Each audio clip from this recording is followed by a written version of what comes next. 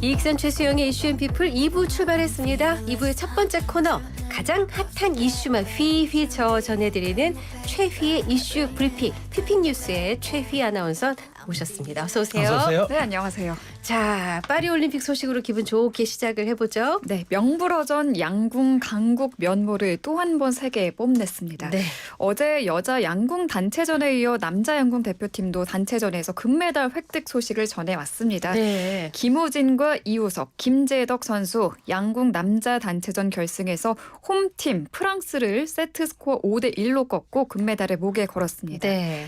이번 금메달은 더 값진데요. 2016 리우와 2020 도쿄올림픽을 거쳐 파리까지 한국 양궁은 올림픽 남자 단체전 3연패의 금자탑을 쌓게 됐습니다. 네. 어제 양궁 여자 양궁 대표팀의 10연패 달성에 이은 큰 성과죠. 네. 대표팀은 이제 이번 주 예정된 혼성과 남녀 개인전에서도 추가 메달 사냥에 나섭니다. 또 우리끼리 할 것 같아요.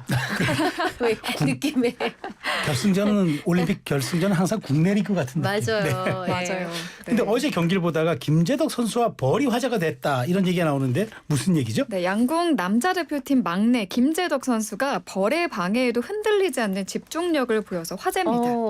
같은 날 틀어진 중국과의 준결승전 맞대결에서 벌어진 일인데요. 마지막 남은 두 발에서 18점만 올리면 결승에 진출할 수 있는 상황에서 활시위를 당겨 슛 자세를 취하고 있던 김재덕 선수에게 방해꾼 벌 한 마리가 날아든 겁니다. 네. 벌은 김재덕의 오른손등에 앉아있다가 조준점 사이를 날아다녔어요. 어허. 이게 고스란히 중계 화면에 잡혔고요. 네. 아, 그게 파리가 아니었구나. 벌이었어요. 아, 우리 다 네. 파리로 봤는데. 사실 우리는 그냥 길을 걸어가도 이제 벌이 날아들면은 기겁을 하죠. 그러죠. 기겁을 하죠. 네, 네. 정말 놀랐는데 김재덕 흔들리지 않았고요. 당시 김재덕의 분당 심박수가 80bpm대였대요. 이게 네. 일반 성인이 휴식을 취하는 상태에서 나타나는 평온한 심박수입니다. 네. 침착하게 조준을 마친 뒤 활을 쐈고 10점 관역에 정확하게 꽂혔습니다. 사실상 한국의 결승행을 확정지은 순간이었고요. 네. 경기 후 김재덕 선수는 당시 상황에 대해 벌을 쫓아낸 다음에 섰는데 벌이 따라오더라. 입술에 뽀뽀로 했다고 해야 하나? 입술에 붙었다. 어머. 심각했구나. 네, 입술에도 어머, 붙었었다고 세상에. 해요. 네. 올림픽이다라는 생각을 하면서 팔을 내릴 수가 없었다. 안 쏠 수가 없다는 마음가짐이 컸다고 전했습니다. 와, 진짜. 벌이 입에 붙었는데 세상에. 그러니까요. 흔들리지 않더라고요. 대단합니다. 네. 야, 참. 아, 그 심박수 얘기가 나와서 그러는데. 네. 좀 희한하대요. 심박수가 한 80 넘어서 90 이렇게 올라갔다가도 딱 활시를 당기려는 그 순간에 대체로 80까지 떨어져요. 그러니까 그 어떻게 화면 그래요? 하단에 저도 네. 이렇게 그 심박수 네. 표시된 거 보고 떨어지는 걸 보고 신기하더라고요. 아니 우리가 좀 막 치솟을 거기 것 가면 같아요. 100이 넘고 과호흡 올 것 같아요. 저는 혈압약을 먹어야 될 것 같아요. 알겠습니다. 자, 사격에서도 금메달 나왔죠? 네, 이번 대회 한국 선수단의 최연소 선수인 반효진이 여자 사격 공기소총 10m에서 슛오프 접전 끝에 중국 황위팅 선수를 0.1점 차로 꺾고 극적인 금메달을 목에 와, 걸었습니다.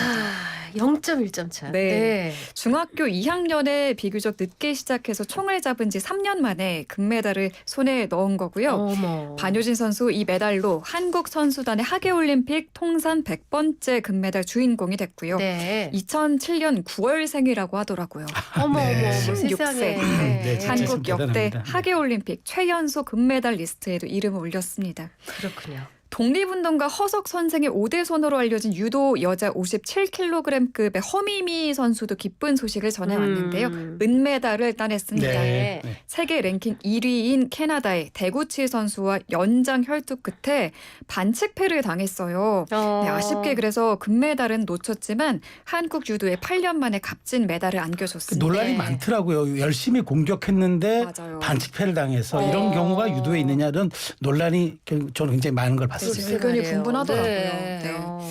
아쉽지만 그래도 값진 메달이었고요. 네. 허미미 선수는 한국 국적 아버지와 일본 국적 어머니를 둔 제일 교포였다가 3년 전에 한국으로 귀화했습니다. 네. 꼭 태극마크를 달고 올림픽에 나갔으면 좋겠다는 할머니 유언에 따른 겁니다. 네. 네. 우리 대표팀 당초 내걸었던 목표인 금메달 5개를 대회 초반인 지금 이미 달성했어요. 그렇군요. 네. 현재 금메달 5개, 은메달 3개, 동메달 1개로 종합순위 5위 차지하고 있습니다. 네. 네, 정말 파리에서 들려오는 이런 소식들 덕분에 정말 요즘 힘든 더위 그나마 잘 이겨낼 수 있는 것 같은데 맞아요.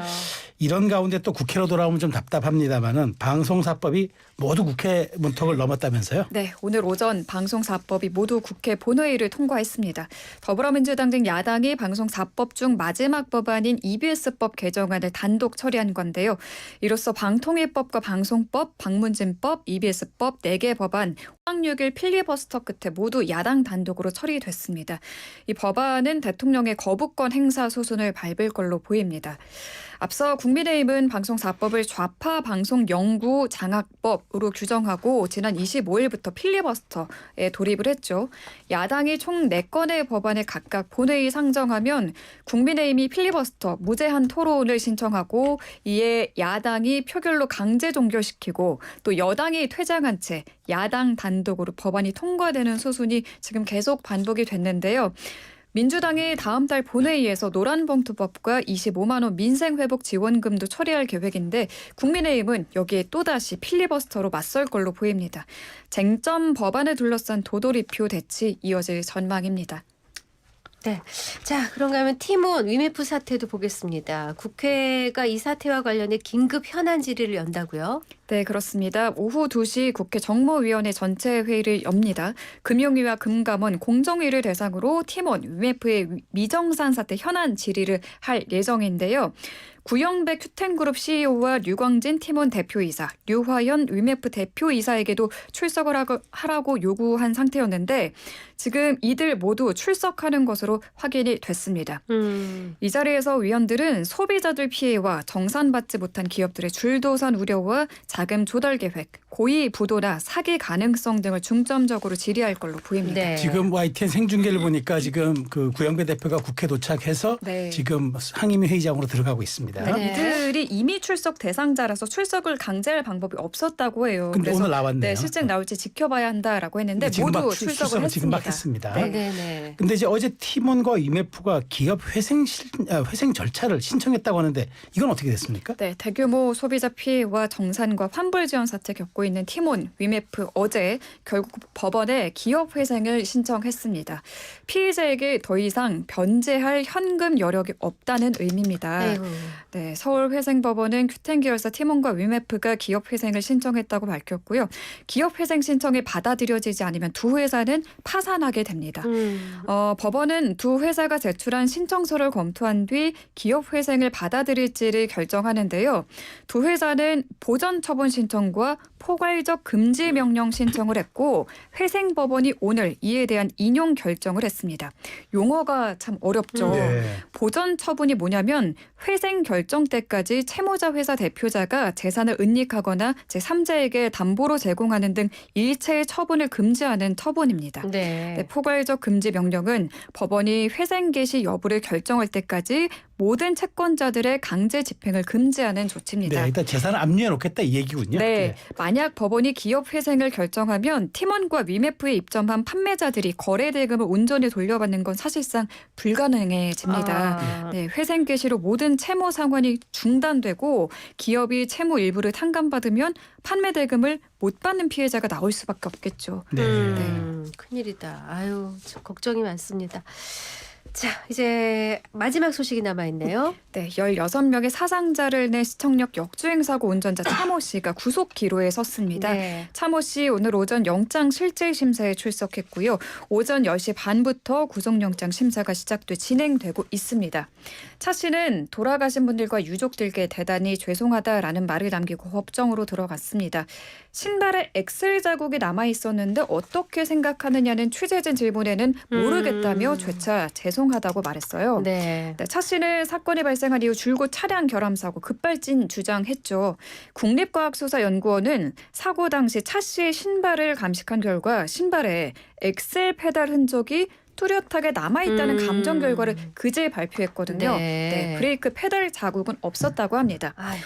네, 국과수 분석에 따르면 아무리 페달을 세게 밟아도 신발 밑창에 쉽게 자국이 남지 않는데 엑셀을 세게 밟은 상태에서 사고 등 강한 충격이 순간적으로 가해지면 마찰이 생겨서 흔적이 남을 수 있다고 합니다. 네. 네. 차 씨의 구속 여부는 오늘 밤, 늦어도 오늘 밤에는 나올 걸로 예상됩니다. 그렇군요. 네. 자, 휘핑 뉴스는 다 전해드린 것 같습니다. 이제 휘핑 퀴즈 내주세요. 네, 오늘 휘핑 퀴즈 드릴게요. 고등학생 소총수 반효진 선수가 사격 공기소총 10m에서 금메달을 목에 걸었죠. 오늘의 퀴즈입니다.